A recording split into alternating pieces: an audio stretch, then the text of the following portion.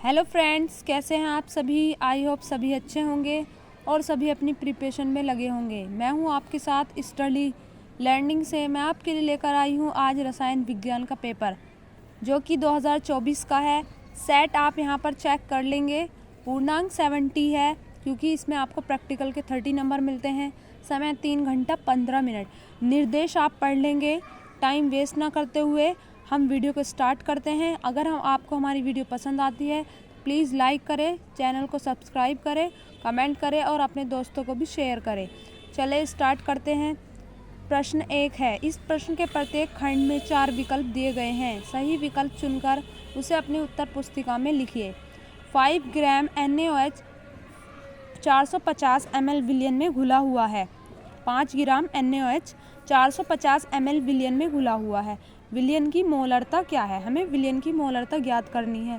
यहाँ पर देखिए इसका पेपर है, उसने ऑप्शन लगा रखा है and this is a correct. ये बिल्कुल सही है। आप मोलरता आप जानते हैं। मोलरता है 1 लीटर विलायक में घोले गए मोलों की संख्या को मोलरता कहते हैं। ठीक है, इसकी डेफिनेशन भी आ सकती है, 1 नंबर में पूछ सकते हैं तो आप मोलरता की डेफिनेशन भी लिख सकते हैं, जो कि है 1 लीटर विलायक में घोले गए विलय के मोलों की संख्या को मोलरता कहते हैं। इसे M से प्रदर्शित करते हैं और मोलरता को कैपिटल M से प्रदर्शित करते हैं। यहाँ इसका फॉर्मूला आप डेफिनेशन में लिख भी सकते हैं तो आपको पूरा 1 नंबर मिल जाएगा। उन पर इफ़ेक्ट अच्छा पड़ेगा। आप इस फॉर्मूले से इसे निकाल सकते हैं। ठीक है, ये ऑप्शन इसका सही है, आप खुद निकालें। ख है संकुल K3COC2O4 3 में कोबाल्ट की ऑक्सीकरण संख्या है, तो इसमें 3 ऑप्शन सही है। नेक्स्ट पेपर पर चलते हैं। ऐसा संक्रमण तत्व जिसमें परिवर्तनीय ऑक्सीकरण अवस्थाएं नहीं पाई जाती, तो वो है स्कैंडियम। सही लगा रखा है बिल्कुल।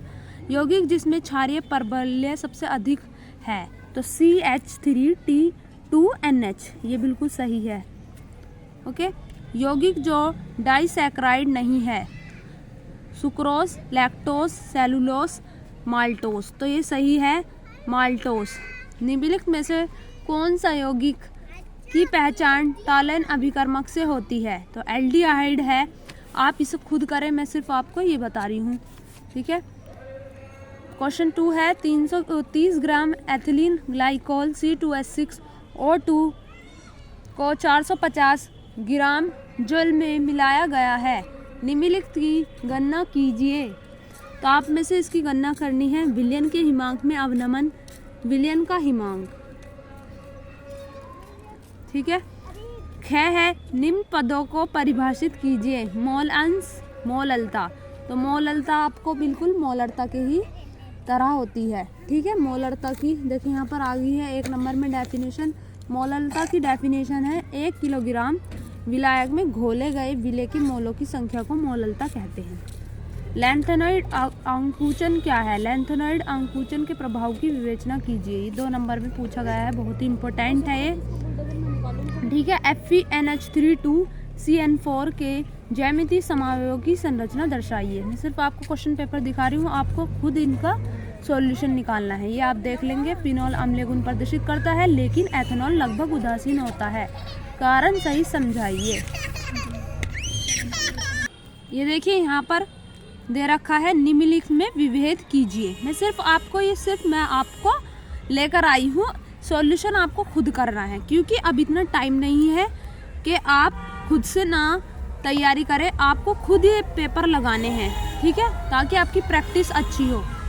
निम्नलिखित में विभेद कीजिए। न्यूक्लियोऑक्साइड तथा न्यूक्लियोटाइड में क्या अंतर है समझाइए। 2 नंबर में ये पूछा गया है। ठीक है। विलयन को परिभाषित कीजिए। देखिए पहला चैप्टर का ही आ गया है। किसी विलयन के सांद्रण को कितने प्रकार से व्यक्त कर सकते हैं समझाइए। ये भी 2 नंबर में पूछा। विलयन को परिभाषित कीजिए। विलयन की डेफिनेशन तो आपको आती होगी क्योंकि आपने शुरू में विलयन ही पढ़ा है।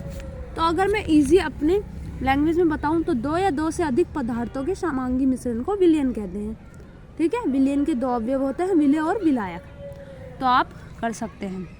ये देख लिया आप। किसी विद्युत अपघटक के विलयन की चालकता एवं मोलर चालकता की परिभाषा दीजिए। सांद्रता के साथ इनके परिवर्तन की विवेचना कीजिए। 3 नंबर में ये पूछा गया है। 3 नंबर वाले प्रश्न चल गए हैं। ये आपका यहाँ पर न्यूमेरिकल दे रखा है, प्रथम कोटि वाला।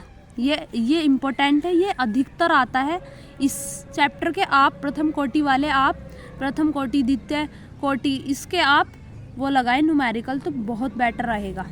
3 नंबर में ही पूछा गया है। कारण सहित स्पष्ट कीजिए। ये देखिए,